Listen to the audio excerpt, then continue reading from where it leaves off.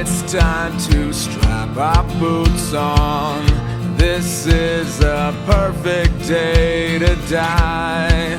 Wipe the blood out of our eyes. In this life there's no surrender, and there's nothing left for us to do. Find the strength to see this through. We are the ones who will never be broken. With our final breath, we'll fight to the death. We are soldiers, we are soldiers. Hello everybody, it's Daphne from Lore Entertainment. We are sitting down for a long overdue interview. I know I promised it was coming, but we finally got him. Richard Wetzel. What is up? Hi. Well,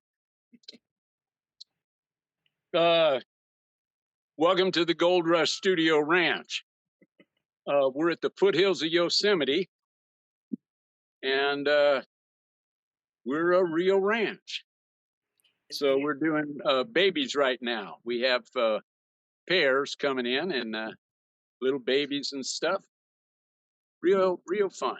It's beautiful. It's about 70 degrees, California.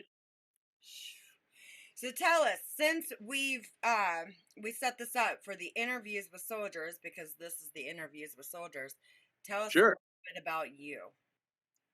Okay.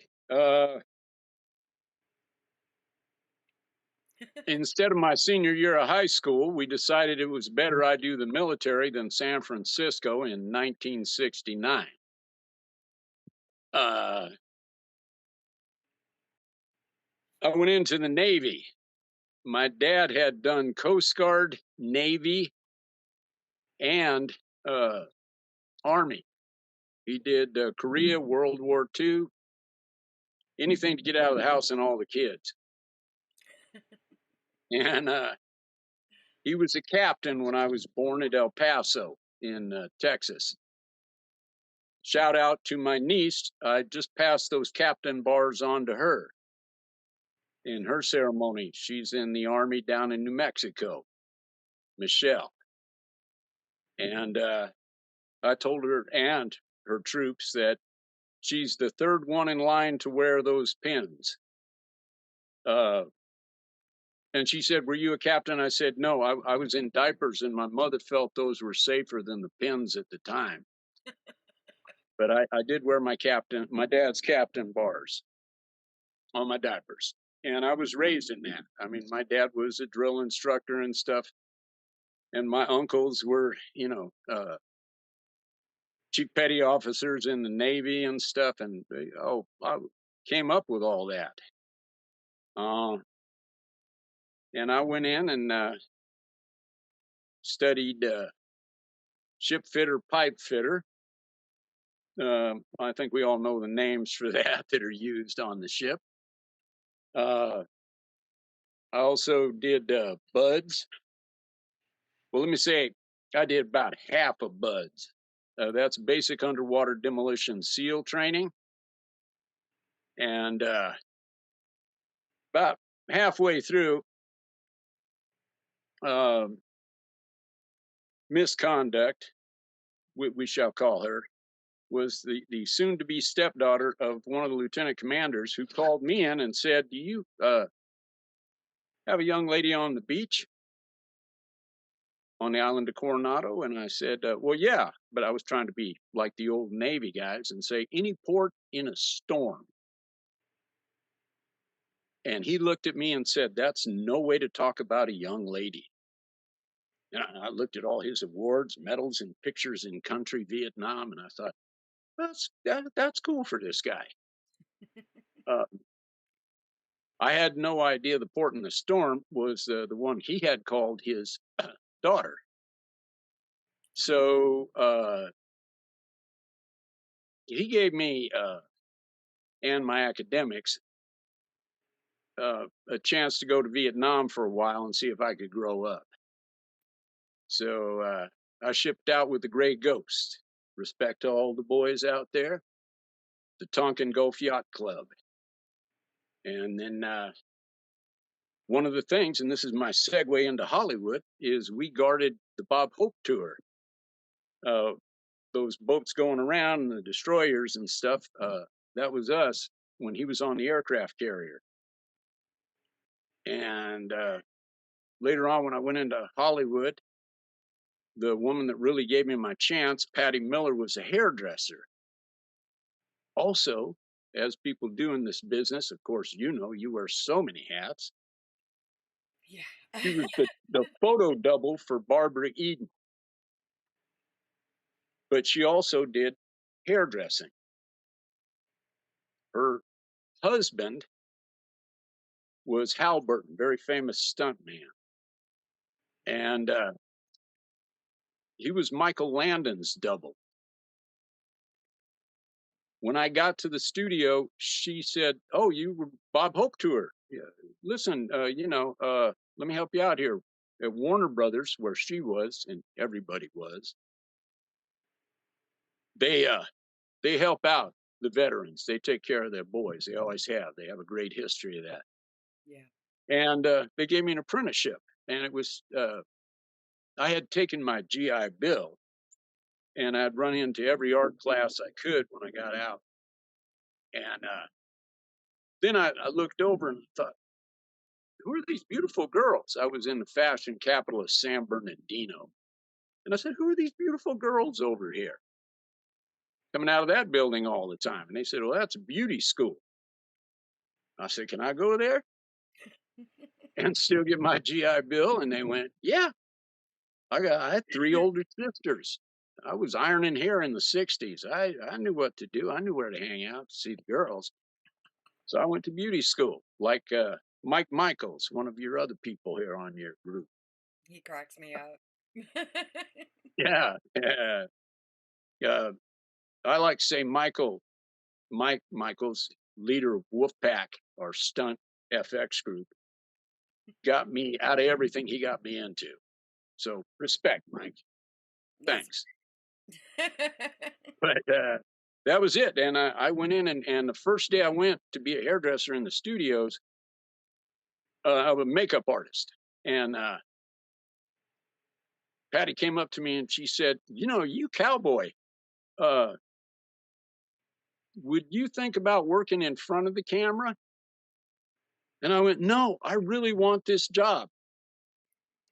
I knew my mouth had got me in trouble in a trip to Vietnam, X Division Saigon, pack your things.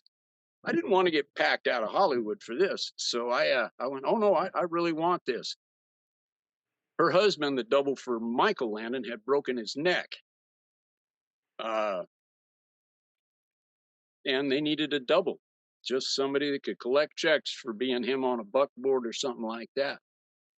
And I did not take the job because every stunt man I knew and know to this day is usually broke in financial and physical ways. And I was a hairdresser having a good time. I ended up as a hairdresser, as a supervisor for hair and makeup at Playboy. I've done the international for Playboy. Hold yourselves, boys. It's like painting a Ferrari. It ain't yours. Just make it look nice and stay out of it.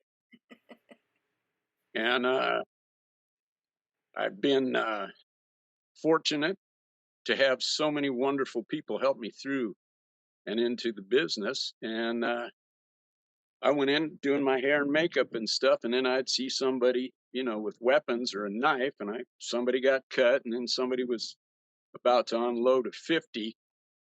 We were doing a movie in Tebby, Victory at Entebbe, and one of the actors went over and held his weapon next to a tire, and I go, those casings are going to go right down your little shirt there. And sure enough, he moved it, so they didn't. I do a lot of weapons work in the movies now because just after that neurodivergent quality Mm. that brings us all into this business. I'm watching people do stuff and I go, you know what'd make that better? And that's now what they pay me for. Yeah. And we're going close to 50 years. And I gotta love it. Wow. That's an exciting project you have coming up as well. Yeah, there's a couple of them. Yeah. Definitely a couple of them. I'd say I've been. Oh my goodness, excuse me. I've been so busy, and it's just not even funny to the point where I'm almost done doing some things that I've been working on.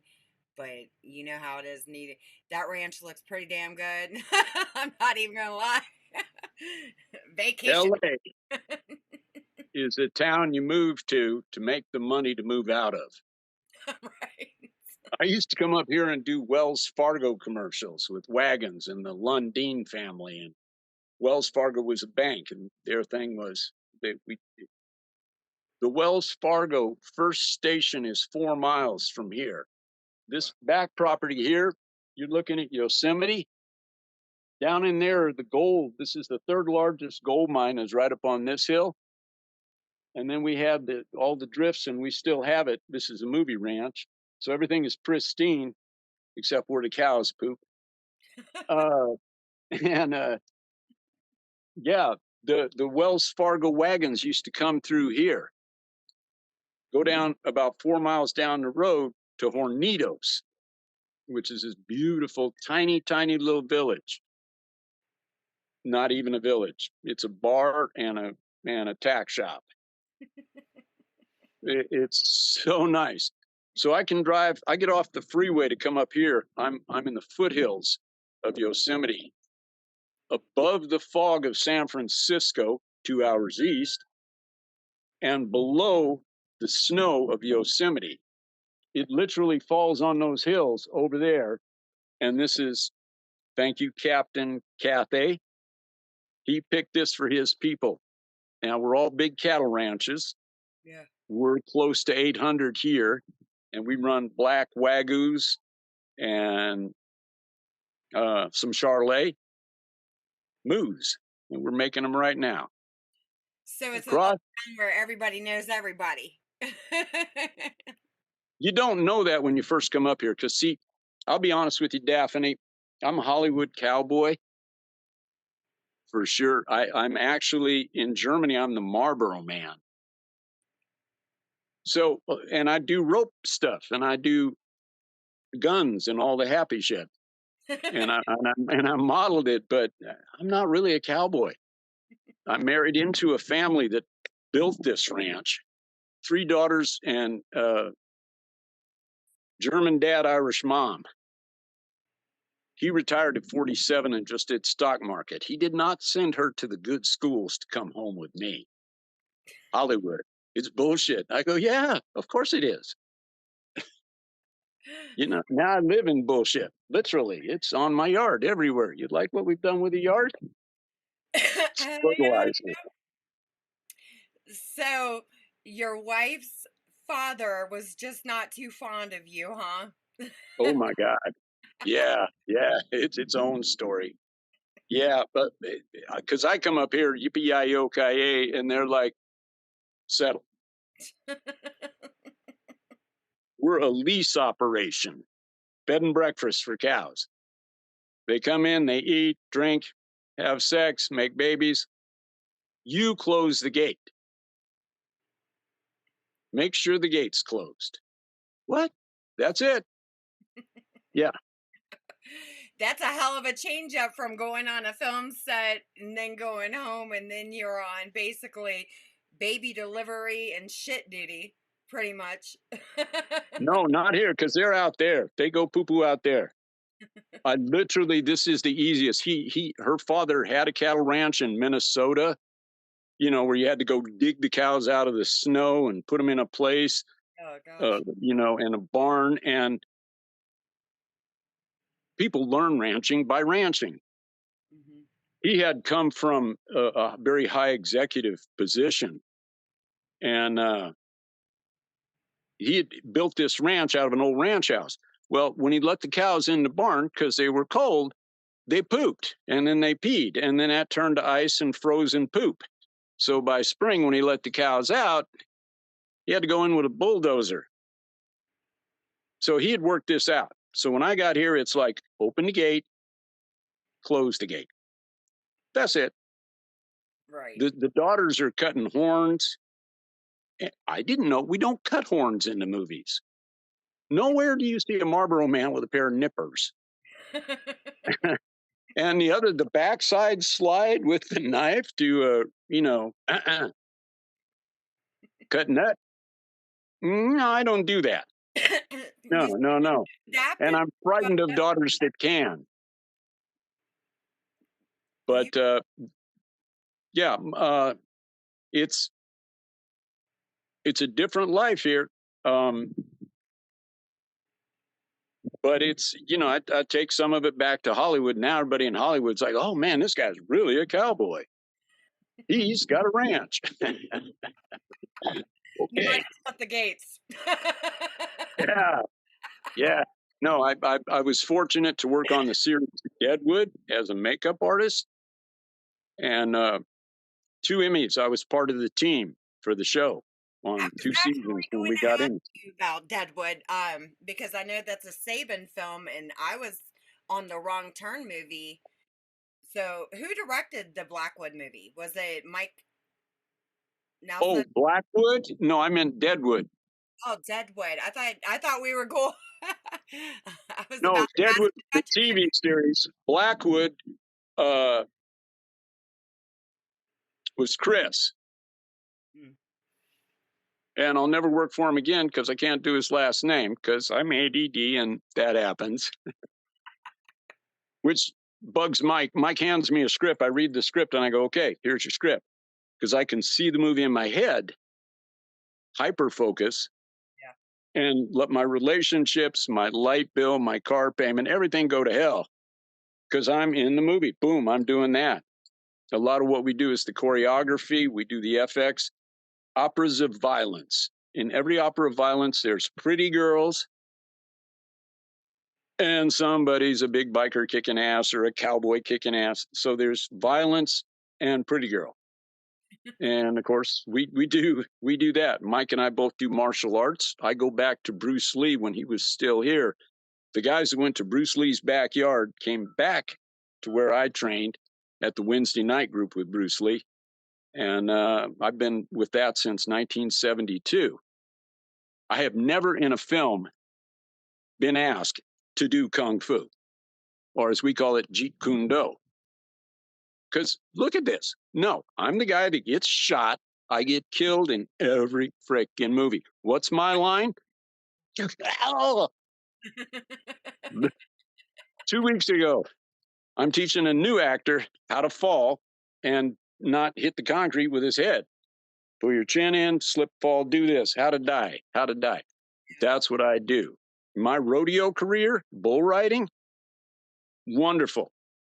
Not going to be a champion, but when I came out of the chute in Phoenix, Arizona at Skyline, we're bucking out, and he says, coming out of the chute. You know how they do that thing? They go, coming out of chute 4, cowboy, best all-around hand, Yeah. so-and-so ranch. No, no, no. He cut to the bone. He goes, this boy's a hairdresser in Hollywood. Now, he can't ride for crap, but he falls better than anybody in the business. Because I'd launch off the bull. I had Hollywood money. I didn't have to stick on that to get my rent. So if the bull got stupid, I'd go off. My mother, I had a little advantage with both rope and bulls. My mother was raised up on a reservation up in northern Arizona. Her family had come from Louisiana, Arkansas. They're up there. They rode and raised rodeo stock. And she was a cheerleader in high school there, and cheerleaders there didn't have pom-poms. 1930s, they used lassos. So they did all that fancy rope trick. And there's always a piece of rope on a stage in the movies because we're tying something off, lights for safety and shit. I'd take the ropes and spin them. And people go, "Oh, he's a real cowboy. Where'd you learn that?" And I went, "Oh, my mom was a cheerleader. She taught me. My mom would go to the rodeos and read bulls for me. That one's going to sunfish, that one's going to flip, he's going to roll on you and stuff like." I didn't listen, but that was it. So I went into the stunt business, and I do fall good, still do. I'm now 72 as of October 18th, just passed. Happy birthday. Thank you so much. I know I texted it and sang it to you, but now I can at least say it to you right there. Well, that's nice. I Well, we try never to get do a that chance like this because we both have such busy schedules. Yeah, but don't worry, you're not dying in my movie. Oh, Not, good. not killing off your character. Oh, okay. Yeah, that's such a great script. I'm very excited to be involved with that. It's a And good. the story, of course, is compelling on its own. But the way you're presenting it and producing it, you got a winner.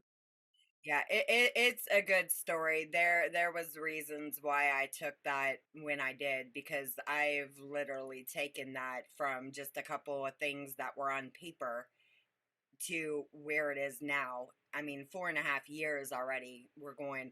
We should be completely filmed by the end of the end of next year, whatever.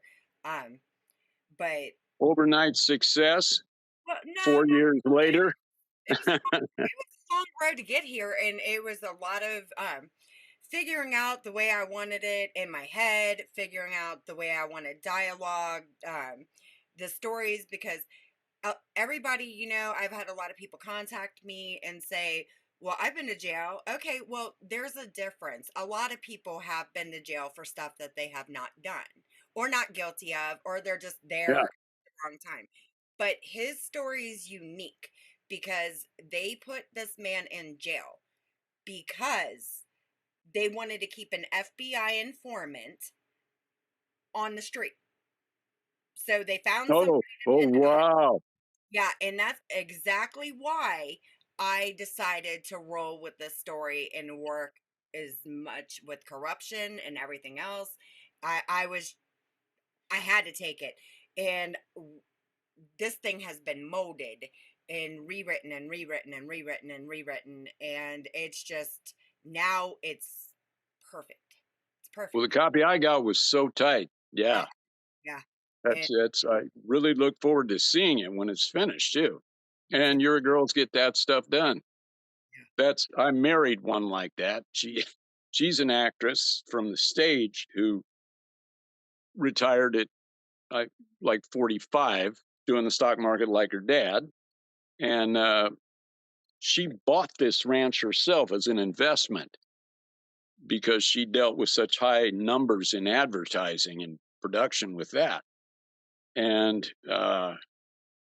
then we came up here. We've been together about 20 some years, and about 5 years ago, we got married. congrats. Came up here, and we're building this studio now. But it's so lovely.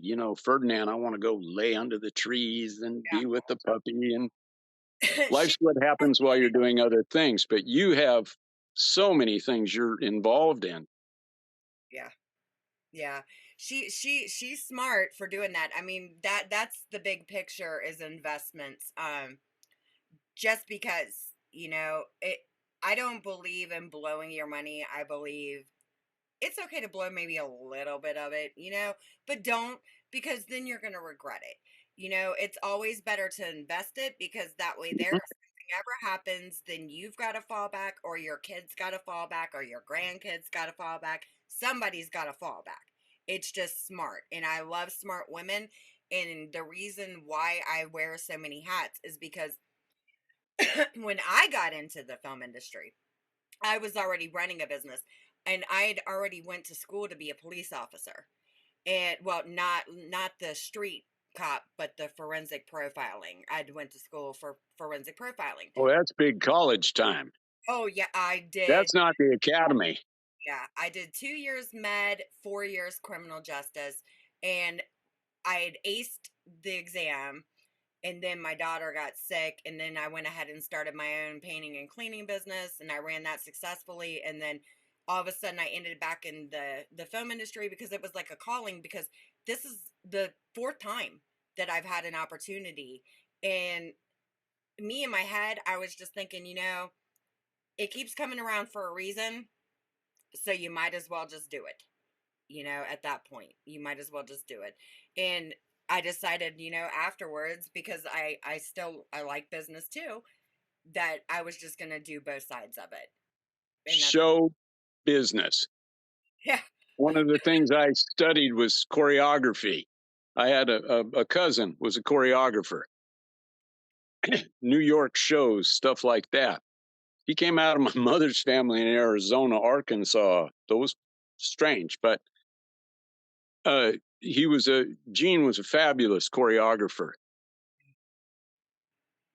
Those guys, I mean, it's such a pleasure to understand body movement and being able to bring that. I choreograph violence. I choreograph fights with Mike and with others as a stunt coordinator, and operas of violence. We've been able to work with Chuck Norris. I've been able to work with John Wayne. It's just, it's a dream. As you know, there's a price. I do not know how you do it. Oh my God. Everybody asks that. And I love Chuck Norris. My dad was a huge fan of Chuck when growing up. But what was funny is me and Mike we were having a conversation one night, and I had told him, because he knows my kids were in the army, but I told him because he brought up something about Chuck. And I said, well, I've got a picture. My son had sent me a picture of him with Chuck Norris. And Mike was like, where was that at? I was like, Fort Hood. He goes, well, then I probably took it. And I sent him the picture, and he actually remembered taking the picture. So Mike asked me, he was like, do you want the rest of the pictures that I took? Oh my!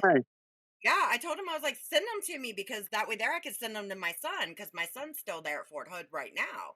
But it Yeah, was so funny that how I cool! am working with Mike now, and I think my son got that picture a couple years ago. It had Yeah, years. It's crazy. Mike and Chuck, Mike and Chuck are close for so many years, and he's brought me in to work with him and trained there and stuff, and we've had so much fun with Chuck. Chuck is just the best, and his sons as well, Mike and Eric, wonderful. Um,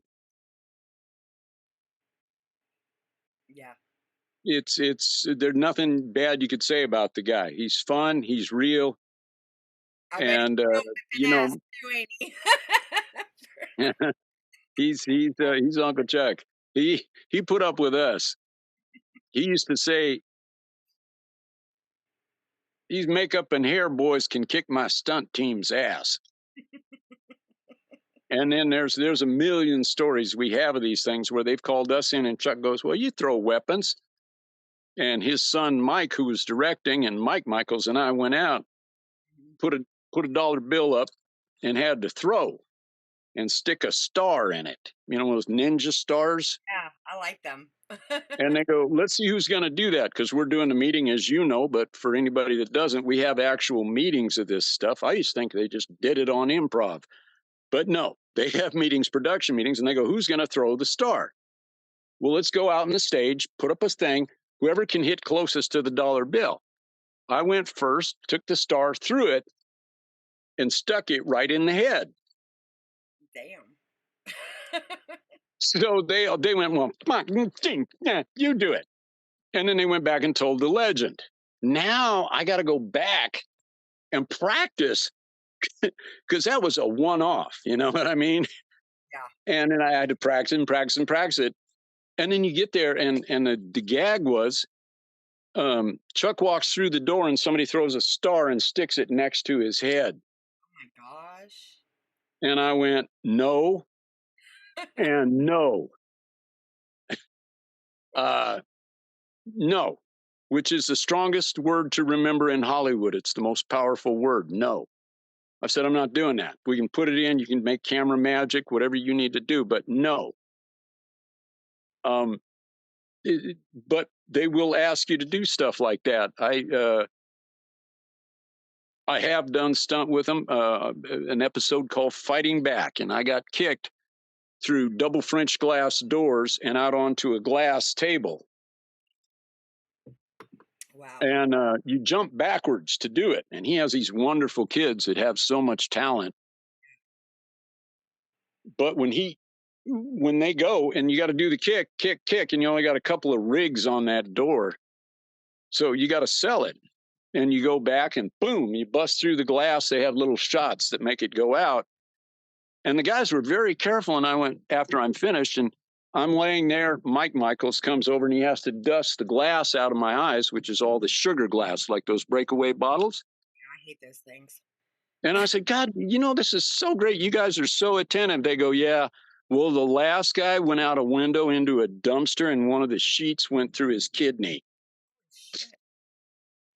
Wow. Oh, so we're a little more careful now. I'm like, okay. Show business, timing. My God. Yeah. So we do that. We make sure nobody Alec Baldwin's. We do the weapons on set for a lot of pictures and stuff. I'm a stunt coordinator and weapons guy. Thank you, military training, still using it. Thank you for the sidearms, still using it.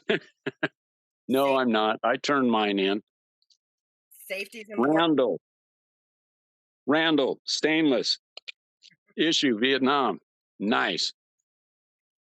We're out here when they have the babies. Again, things you learn when you're in the real place. We have bears that get them. We have big cats that get them.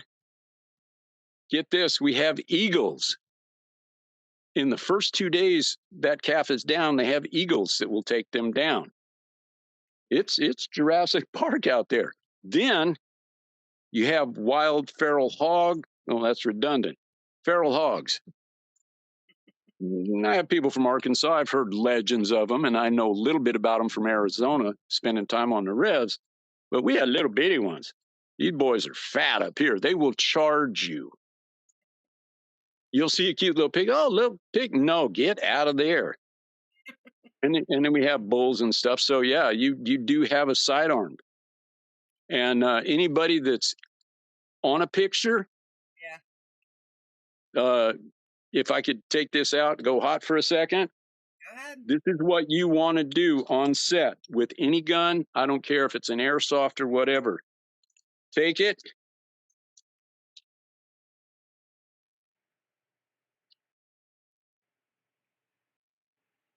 And you think, hey, he took the bullet out. It's unloaded. Oops, we got a bad one.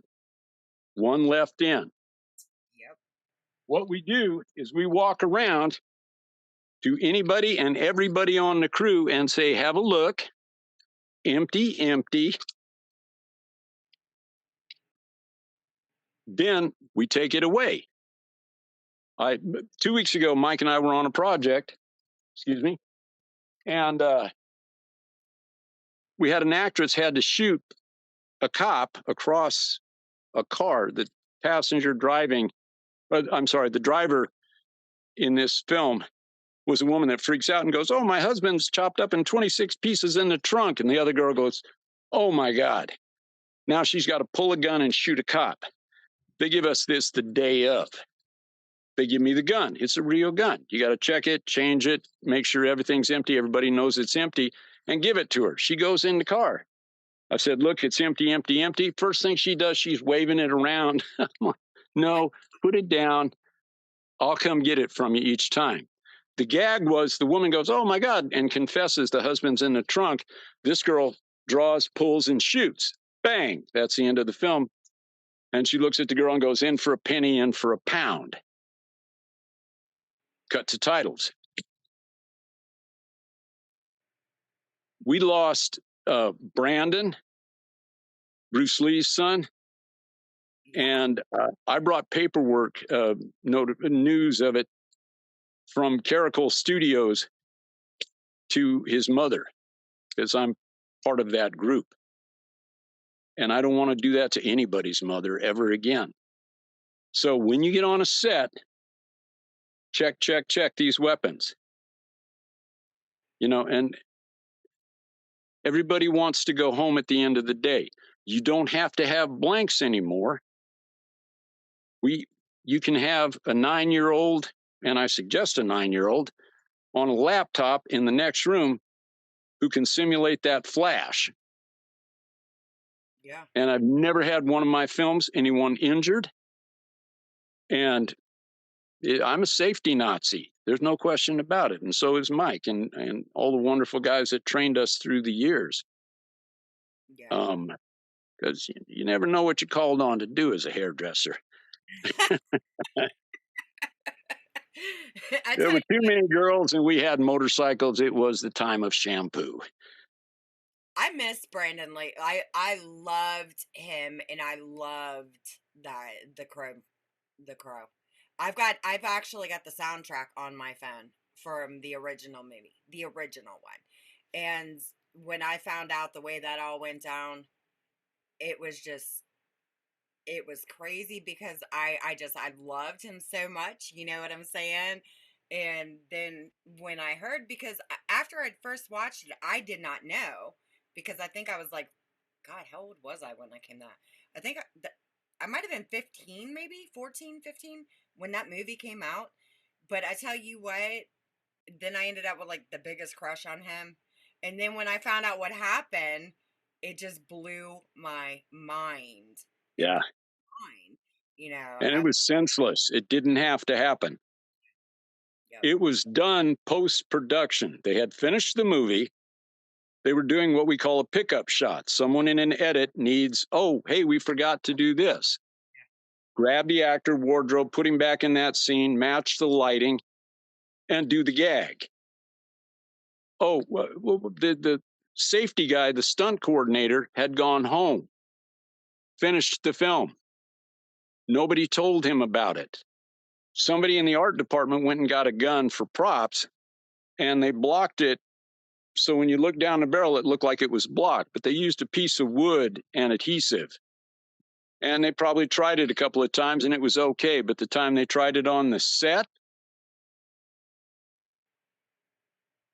the piece of wood went right through the bag and into his heart, fortunately taking him like that. But so it wasn't a bullet that killed him. It was no. It was that piece of wood that they had put in the into the barrel. So when you looked in, it looked like a prop gun. They needed a gun with a big barrel. Somebody's going to shoot. New rap shot in the scene. Yeah, I just, who knows? I thought that he had actually got shot. Alexa, stop. Sorry. No, it was a plug in the gun that came out with the blank. Blanks come in 3 sizes. For indoor, we have a quarter load. It makes a little flash and some noise. If you're kind of outside and you don't want to make too much noise, you got a half load. You know that. And a full load is the big kaboom. Well, I'm sure they went for the big load, or whatever they did, it was wrong.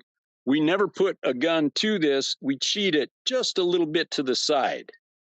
You always treat it, as I told the girl in the car, always treat this as it is a loaded gun. That's the benefit of training. Yep.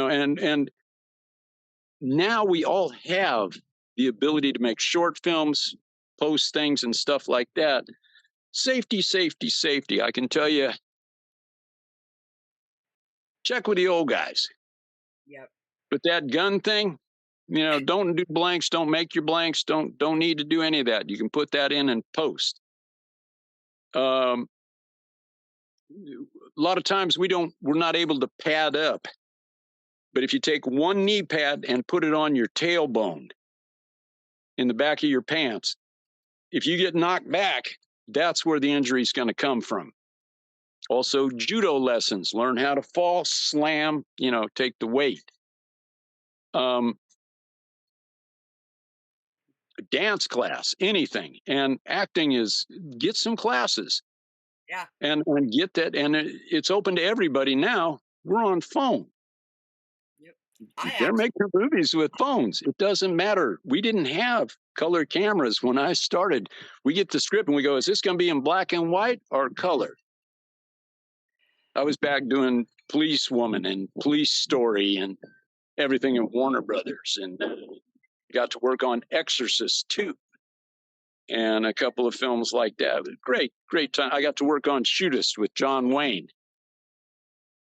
One of the things you never do in the film business, of course, is ask the star for like you're a fan of one of their 8x10s they used to do, sign them, an autograph picture. But this was John Wayne. yeah. So I'm hanging out with John Wayne and just watching him before he goes on the set with Jimmy Stewart and Ron Howard. And we're in this little building, 2-3 days. And I told John, I said, when I was a kid, my dad was from Texas, and they called him Big Dick. And I thought I better come up with a better name than like Big Jim, Little Jim. I know what I'll do before I got Hollywood. I said, I want to be Hondo. So I told Duke, I said, when I was a kid, 5 years old, I saw your movie and I made everybody call me Hondo. My family still says, hey, little Hondo, stuff like that. And Duke was wonderful. And we went outside one time. I said, could I get a picture? And he looked at me and he said, well, sure, little Hondo. And he put his arm around me. And he stood there and smiled. Did a couple of poses. There's nobody taking the picture. It's 9:30 in the morning. Duke was in the bag. Had one lung and a shot with a runaway train. But he was a wonderful, wonderful man. I do thank the people at Warner Brothers who gave me the opportunity to be with him and so many others. That's funny though. So I'm going to dip in and ask a question. I don't know if you could answer this question. Since the trailer is already out for Blackwood, are you allowed to say a little? I can't promote a film. But if I did, that'd be the one. You know what? When you can promote it, then we will bring you back on to promote it. Thank you so much. And a special shout out to my acting coach, Bates Wilder, who's the lead in that film. And I was there doing stunt safety, FX and stuff like that, but I'm never good enough. I want to get in the show. That's how I got all these movie roles. Everything came up like that. And this part came up. Now, just prior to that, I had gone and done a little preparation in Mexico. I had my upper teeth pulled out so I could do that 4-on post and have Hollywood teeth, not knucklehead teeth that I had. So I had my teeth done. They gave me temporaries. COVID hit, couldn't do anything. I couldn't get back down there. I'm on this film. I've got dentures and glue, and I'm held together with smoke and mirrors. And the director, I pulled the teeth out, and I had to play this minor that was getting ravaged and torn apart. And I pulled my teeth out and screamed like kind of a Gabby Hayes thing, oh. And Bates Wilder said, you got to cry in this thing. You got to be just bawling. And I go, yeah, okay, well, how do you, and he goes, think of something real sad in your life and just think about it. When you're thinking about it, just stand there like a book. What's a book? It's words. But people take those words and tell themselves a story. They'll look at you and they'll tell themselves that story. And we had a lot of fun with it. And it doesn't take a lot of money to make good movies. And I know you're going to have some great ones coming up here. I'm very proud to have Yep. caught your attention to get into this. Thanks to Frolic, Sharky, Oh my god, and he is so silly. I only make movies to hang out with Mike and Shark. He Relationships have come and gone in my life, but those boys have always been there. Well, I think I get on with everybody that I've been bringing in because I like down to earth people. I grew up with 8 brothers, 3 sisters, and we have like a blended family now with a bunch of kids. So it's just like I could be a girly girl or I could be a tomboy. And David kind of reminded me of my brother. I swear they act if them two, and actually when I worked with Frank Grillo, actually all 3 of them kind of look alike. Sure. Or they look alike, act alike. I swear to God, it's weird. And then me, I'm a natural smartass anyway.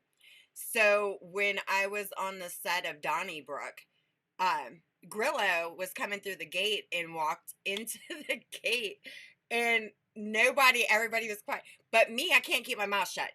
So it was, oh, there's a gate there. And he come in and he was laughing about it. And he was like, fuck you, Ohio. You know what I mean? But he thought it was funny. And then I knew what kind of guy he would probably be offset. And then when I started talking to Frolic, he clicked. And I tell you what, I like humble people, normal, humble, regular people. I don't care for divas or snooty, uppity type people. That's not the person I am. So I got on with them real quick, and they all cracked me up. Every single one of them. Every time I'm on the phone with them, they crack me up all the time. Oh, So yes. I see, I see We're why. we're almost 50 years into this, and we're still on the phone like little teenage girls with each other almost daily with silly stuff. But yeah, I love the boys, and I've trusted them with my life and taking taking it to questionable limits. But hey, here we are. Yeah, Yeah, it's good. definite. Oh Yes. goodness.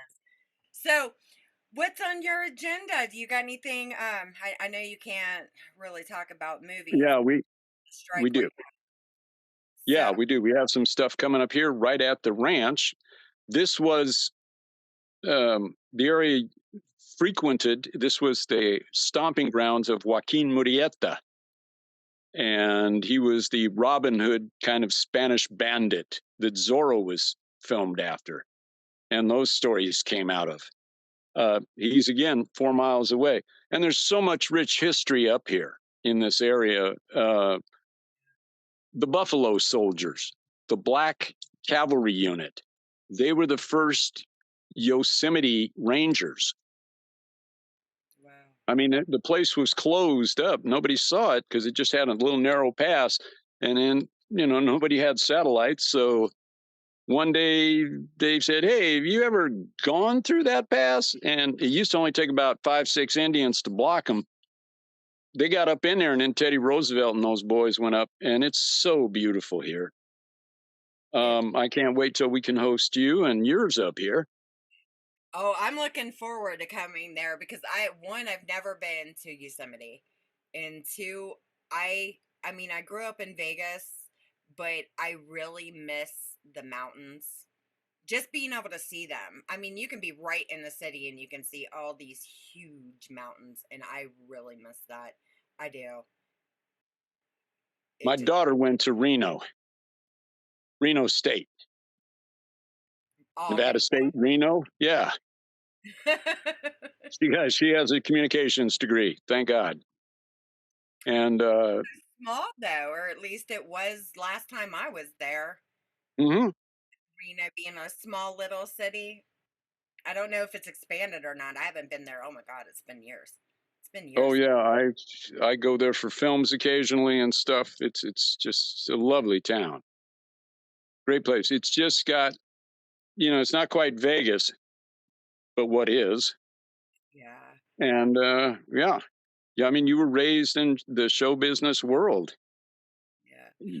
You're gonna do it. We're gonna do it. I realized, I'm now retiring as a makeup artist. I go in and I do technicals and sling blood and, say, hey, you know what would make that better?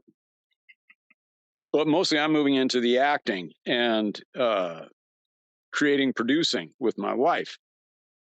We've done a couple and produced some rock shows. Learned to go back to the movie business because I don't know anything about the rock business, rock and roll. Thank God there's insurance and a wife that says, if you give those guys all that money, you better have Lloyd's of London cover you. And guess what? Yeah, The rock that's is a little complicated. I will grant you that because I do have clients that I manage who are actually in that industry. And it has its benefits, its ups and its downs, but it's just like it's a job. It's any other job. It's just something somebody loves to do, you know. I worked with Willie as his stylist on a film, and I've worked with Snoop Dogg, both of them. And Snoop goes home at 5:30 so he can coach his football team. Willie will stay on that bus forever. Willie goes home to the ranch. He plugs his bus into his Western set. They got the power for the lights and stuff. He just takes the motorhome back there and plugs it in. If his wife comes in from Hawaii or something, they stay at the Ivy and the bus park. But when it's just, on the road and off to wherever we're going, Willie would stay on the bus. What? Yeah. Hey, I've got so I've much got fun one over hanging here. out with those two, Willie Nelson and Snoop Dogg. I'm not even gonna lie. I think that would just be a blast to hang out with those two. There's a common thread with all of us, smoke and mirrors. Uh, but yeah, they come to me because I'm, you know what? And they go, hey, Hollywood, which is my nickname because everybody in the movie business has the name Steve, Bill, Rob. And when you're calling out on a set, if you say Hollywood or in a pizza place up here, you say Hollywood, people know who they're talking to. Oh, I was giggling about that and lost the thought of the other. ADD. Anyway, Rob Bill. about what? Steve Rob Bill. We are at the names Steve, Rob, and Bill. Everybody's getting called something.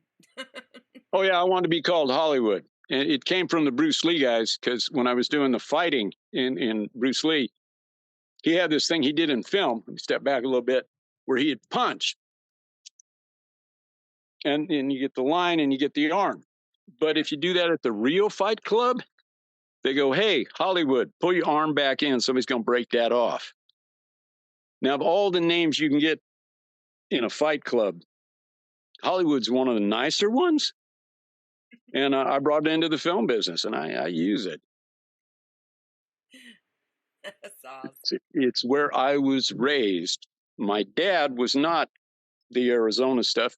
He was, after the military, he had been a medic and he had been an artillery officer. He'd done underwater for minesweepers. He was a hard helmet diver. Amazing guy. But he had a clinic on Hollywood and Vine. And I was a little kid. And my dad had an office in Hollywood and Vine, this clinic. And I thought, oh my, and he knew trash on everybody. He had 2 clinics in Hollywood. He knew everybody's trash. And we're talking the 50s and 60s, early 60s, but basically the end of the 50s and stuff. It was, so I kind of knew the inside on everybody. Yeah. And how the business worked. And it was very fortunate to get into it, to meet people like you, work with you. We know what kind of girls we are. We just discussing who we're going to work with. I've worked big budget films with Tom Cruise and stuff like that. And then I worked, with Chris on this other one. Yep. See, We that's had 50,000 to start. there's a lot of people worry too much about what people think about them. And that becomes an issue in our industry where myself, Sure. I don't care. You know what I mean? And that's just me. I don't care what some people, if they're out there, these are going, of course, and that's why a lot of people don't want to do interviews because, oh, well, somebody's going to spin it and make it sound. And that's why I do this, because you can say whatever you want to say, you can do whatever you want to do. It does not matter to me. I am not a judge. I'm not going to sit here and judge anybody. I don't live on a soapbox like a lot of people, and then people get sick of that, but me, myself personally, I don't care what anybody has to say because they're not the ones paying my way through life. So until they've walked in my shoes, they can keep doing that because I don't care, and that is a problem in our industry. It is. Well, it's been a problem with some of my behavior in the past, and it always comes back to the producer that brought me in going, well, how does the film look? So artists are allowed their eccentricities. It's ones like you with the discipline that get it done. I am not that one. Discipline has never been military records standing as a retired E1 because they put me back there so many times. When you're on triple hazard duty pay, it doesn't really matter. You take that, have a good time. I had a good time. Yep. Shout out to all the boys at Coronado, all the boys everywhere that are putting that time in like your boys did, and still do, I imagine. I love I got a soft spot for my soldiers. I do. I love soldiers. I mean, I really feel like they need more, respect and more resources. I've had that conversation so many times. So I am trying to do everything I can just to make it to where all they have to do, instead of looking for 50,000 different links, I've already got one link. They click the one link, they can go there, find whatever they're wanting. My respect has always been for the soldiers because we would never be able to do what we do if it wouldn't be for them. It does not have a damn thing to do with the government. I'm talking about the actual people that are defending this whole damn country. Because honestly, I don't care about that government, and I really hate to say that, I do, but they're so off in la la land that they don't care about any of us. So who's protecting us though while they're off in la la land? Our soldiers. They're the ones making sure that somebody's not coming over here to get us, so yes, my respect is with the soldiers always. Right, left, and on the six, there's boys watching your boy. Yep. And he's going down the line. It's teamwork. That people can go in and make that work. A lot of respect. I do the movies. I am not, we fuck up, we go to the motorhome. Rewrite it. Wipe our face off, go to makeup and hair, and come back. But for those that are out there, for us to stay back in Hollywood, is me and John Wayne. I had Bruce Dern. I did a movie with him, and he was so wonderful to work with. Still in contact with him, and he goes, Audie Murphy. If some may know him, look him up, Google him. Interesting character in Hollywood history. He's a small man. I know the guy that discovered him in Hollywood. But anyway, Bruce Dern's a big man. He went over to the director and he said, how am I going to be afraid of this guy? Director said, just go on over there. Audie Murphy pops out of the tank, has a rifle, and looks down at him. Bruce Dern said just cold water ran through his blood in that moment. People can do it. They can switch it on. I have so much respect for the actors and so much respect for the people that aren't acting it. They're living it. That's truth.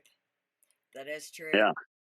And one of the people I have so much respect for, and this person was an actor and now over there in Ukraine doing what he is doing, kicking ass and taking names. And that is awesome. That is friggin' awesome, because he just went straight out of the acting to Putin's about to get his ass whipped. Hold the line.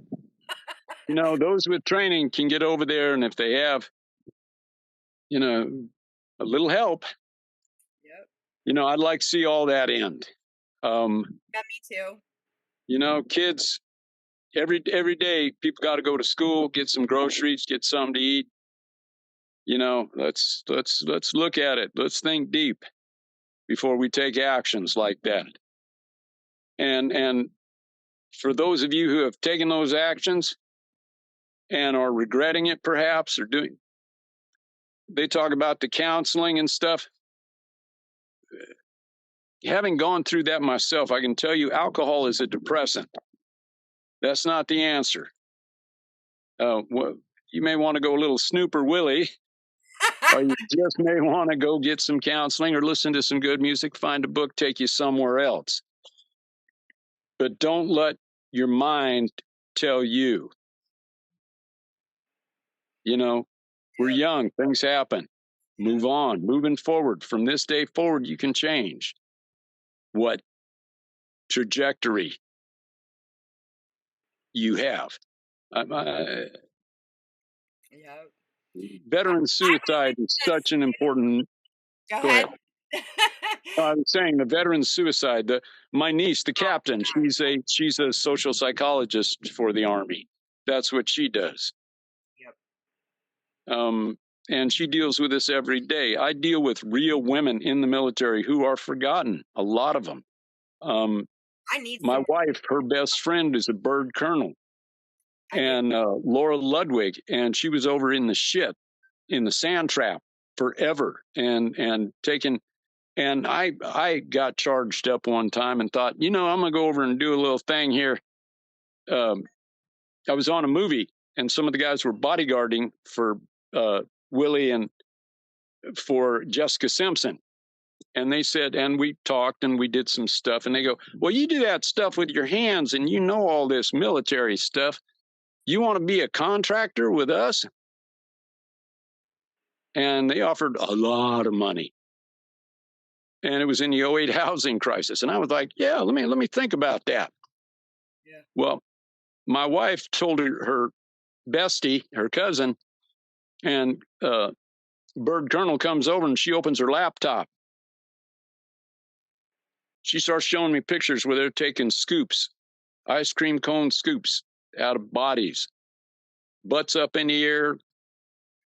The things these kids went through, the horror, to witness it, to have it happen to you, to anybody. We need to work on that.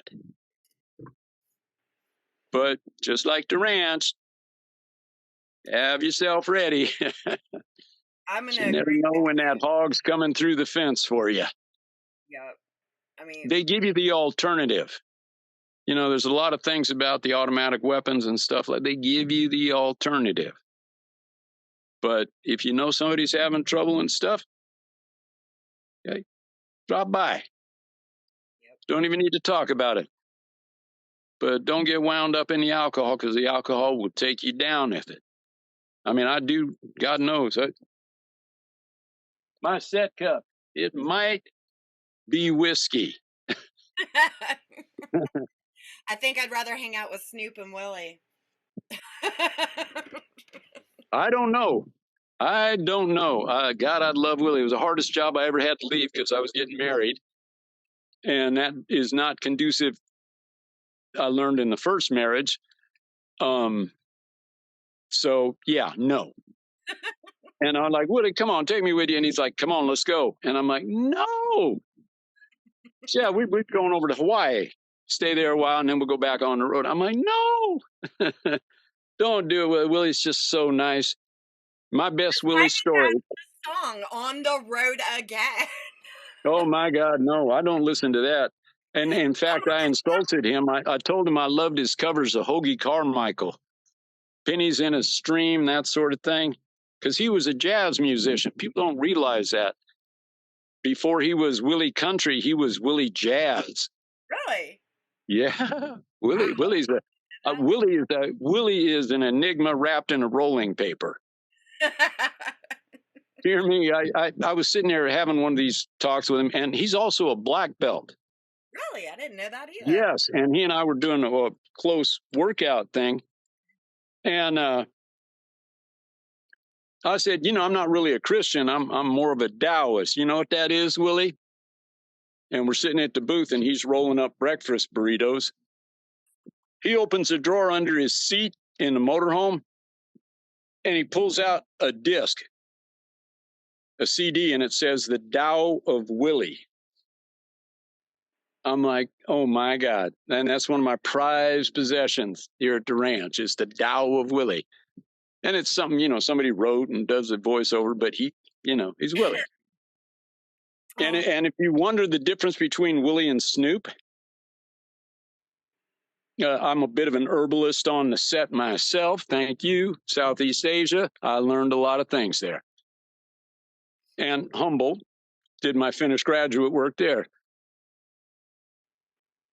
People come to Mike and they say, like Chuck Norris would ask, but I'm a little worried about Rick there and that, Hootie Pop. How much does he smoke? And he says, well, I can tell you somewhere between Willie and Snoop. It goes, So you're here. Snoop Dogg, because I do movies with both, killing stuff like that. I had my daughter get a parent-teacher conference call come in to me on the set. Well, set, we're running money. Come on. That AD, assistant to the director, is going, come on, Hollywood, let's do this. And I'm doing a shot where I'm killing in the final scene of this movie, The Prophet, with Snoop. And I have to shoot him right here. And I'm doing the FX. So I'm and the thing, and they go, oh, you got a phone call. You got to take this because it's divorce time.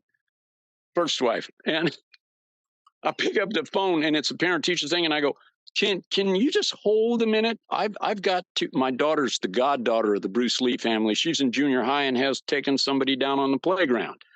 Can you hold on? Dad's got to kill Snoop Dogg. So Snoop says to me, he says, hey, Hollywood, I'm in Amsterdam on 420 with your boy Willie. What's up with Willie? Okay, explain.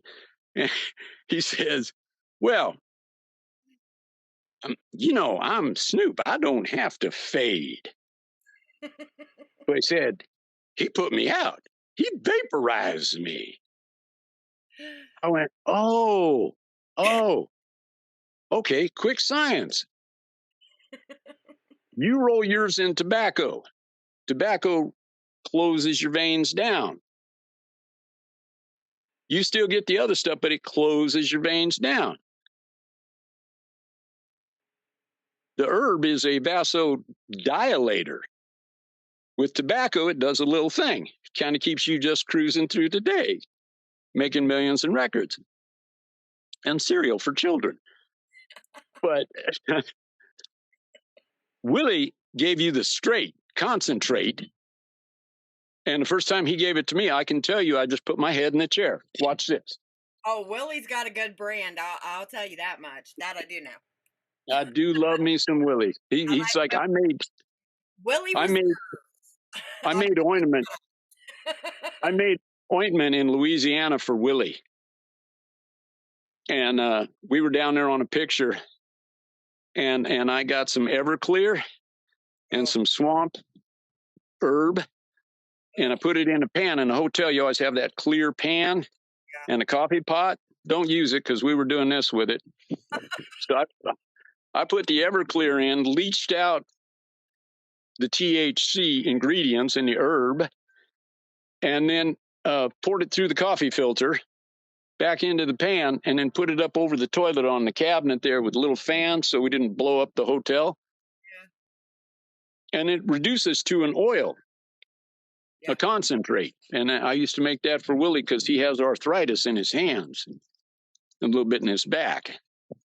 But yeah, and I made it for some of the Delta boys. I made it for some of the PD. Yeah. It's a good oil. I was fortunate. My grandmother was a curandera down on the Mexican border, and she made all the herbs and did all that. I need to get Willie's ass on the musician spotlight is what I need to do. Willie? Yeah. He'll do it. My job was to get him from the motorhome to the set, all done. You know, I said, Willie, I can do your hair and makeup, but how about the girls on the bus? You know, I got a makeup bus over here. Oh, Willie walked over there. I said, come on over, check it out. He come over there and he's standing there with all those girls. And he goes, would any of you ladies like to come on my bus? I'm like, you old dog. And I had this beautiful, beautiful girl would come in and braid his hair, just kind of braid his hair. He's a married man. I'm sure he just enjoyed the attention. If she braid his hair and stuff, and we go to the set. We're walking to the set. Somebody would say, Willie. And he'd look over, wave, say hi, come over, shake their hand, and then they'd get somebody else and somebody else and somebody else. And we'd have a stack of people there. Can you sign my guitar? Can you sign my baby? My brother-in-law is on the phone. Can you wait just a second and let me get and show him? And I got my earpieces going, bang, bang, bang, bang. And I'm like, Willie, the money wants us to get in there. Willie goes, hold on. This is who I work for, not them. This is where Willie gets his money. Right. These are my people. He signed every guitar, kissed every baby. We were there 35 minutes. Then we walk in on the set, and he did it. You know, he's just such a wonderful man. Yep. I cannot say enough good about him or Snoop. Both just really the best. I've heard some really good things about Snoop Dogg. I have. I've heard so many between you guys. I've heard so many stories because I won't go. You got the inside track. I'll wait until we sign off, but there is something I'll tell you after. But yeah, from things I've heard about Snoop, and Willie, there was something that I read. Oh my God, when the hell was that? That was 2 months ago, I think it was, where he was going through. And I think somebody either dressed up like him for Halloween or something, and he's seen it and stopped his car and went and actually introduced himself. It was a kid. I know that. It has something to do with a kid. 100%. He does that. Yeah. That's his life. That's him. That's him to a T. That's awesome. You know, they're both wonderful gentlemen. You know, it's when I'm with Snoop, you know, they got to put the cord up and stuff like that, you know, because too many people, you know, want to come in that way. But I love their song, Snoop's song. I'm always listening to that song. It's got an old song he did with Ice Cube called "Go to Church." I love that song. It's an older song, but I don't care. I'm old school. You know what I mean? So, baby. Going down the classic. That people are just looking at me like, what the hell is wrong with this woman? You know? I don't care. Sure. Off at my own world. Mom. Yes. I love them both. And I've had such a good time with them, you know, and I've been given the opportunity to walk in this garden of movie stars and, you know, share time with them. And I can't wait to be on the set with you where we can tell the stories in person to each other about All right. wild and crazy that we don't tell out of school. Unless you buy me a beer and then or whiskey and then you'll probably hear the story. Oh, I got you. Believe me, because I'm a Corona drinker when I do drink. So Ah, I love Corona. It's my favorite. I But do too, because I was raised on Mexican beer. When we'd go down to visit my grandmother in Nogales, Agua Prieta area, northern Sonora, yeah. we didn't drink water. We had a camper, but my dad would stop at the Coca-Cola bottling factory in Mexico because he spoke Spanish as a first language. And he'd get a case of Cokes. And he'd say, don't drink water, drink Coca-Cola. And it was that sugar Coke. I love traveling. And then we'd go by the brewery. Later, when older, we'd go by and we'd be drinking in a Mexican bar. And he'd say to the guy driving the beer truck, he'd say, come on, take us with you. Let's go to all the stops. And we get in the beer truck and we'd buy lunch and we'd go with this guy and we'd buy drinks and we'd party in every bar he stopped at. And he'd tell us about them. Had so many adventures down that way. Oh my gosh. All right. Well, I am going to end this part. Stay on because I do want to tell you something. And we are definitely saying thank you for your service in the military, of course. And we are thanking all of our soldiers out there. We do appreciate you guys watching. We do support you. We love you. We wish you safe. Every day, be safe. Be safe. We love you. And we're going to say everybody next time. Bye. Bye-bye, dear.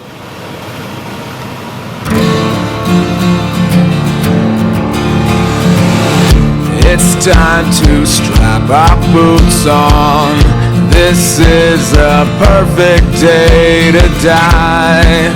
Wipe the blood out of our eyes. In this life there's no surrender, and there's nothing left for us to do. Find the strength to see this through. We are the ones who will never be broken. With our final breath, we'll fight to the death. We are soldiers, we are soldiers.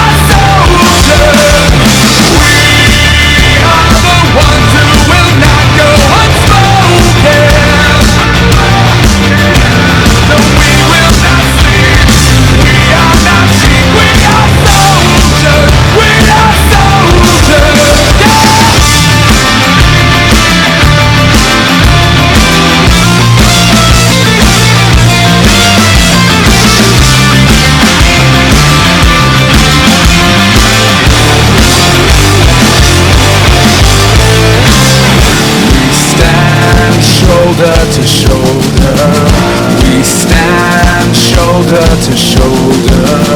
We stand shoulder to shoulder. You can't erase us, you'll just have to face us. We stand shoulder to shoulder. We stand shoulder to shoulder.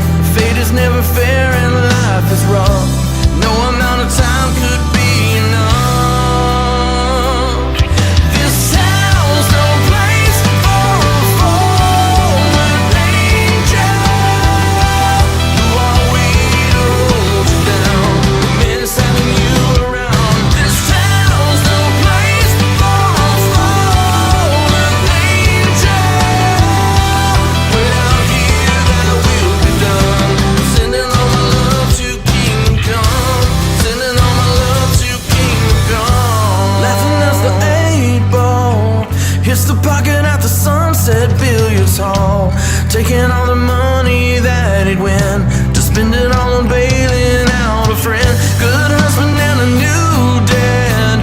Gives his son all the things he never had. Just when he could call his house a home, another fallen angel's moving on. This town's no place for a fallen angel. Who are we to hold you down? We miss having you around. This town's no place for a fallen angel. Way down here, thy will be done. I'm sending all my love to Kingdom Come. Sending all my love to Kingdom Come.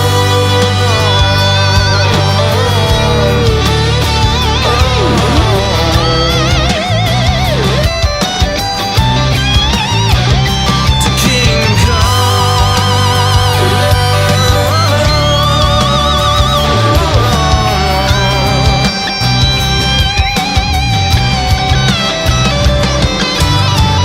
When it's all coming down, calling your fallen angels.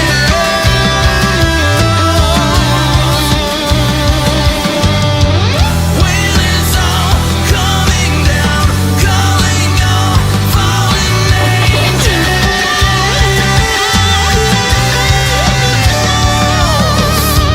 They'll be waiting when it's all in. I can feel them everywhere I've ever been. Fate is never fair and life is rough. It's gonna be a good time catching up.